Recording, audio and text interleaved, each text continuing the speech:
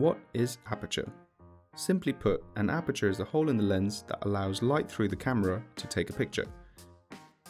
In photography, the size of the aperture is expressed in f numbers, also known as f-stops. The f-stop is displayed on the LCD screen of the camera, the info screen, or the bottom of your frame when you look through the viewfinder.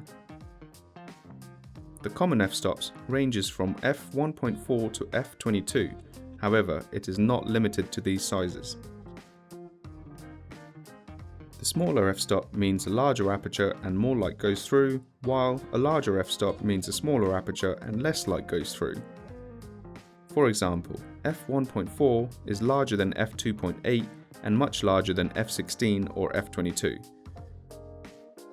You can control the exposure of your shot by changing the size of the aperture. If your shot is overexposed, you can decrease the size of the aperture to let less light into the camera and decrease the exposure. If your shot is underexposed, you can increase the size of the aperture to let more light into the camera and increase the exposure. Remember, a small f-stop means a large aperture, and a large f-stop means a small aperture. Aside from controlling the amount of light passing through the lens, the aperture has a direct impact on the depth of field. Depth of field is the area of the image that is in focus and sharp. The f-stop of f1.4, which is a large aperture, will give you a small depth of field or area of sharpness. As you can see, the area in front and behind the focal point is blurry and out of focus.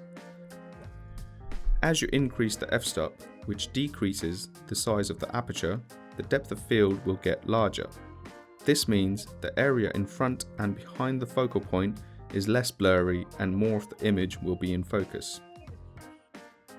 In summary, you can change the size of the aperture by changing the f-stop. This controls the amount of light that goes into the camera.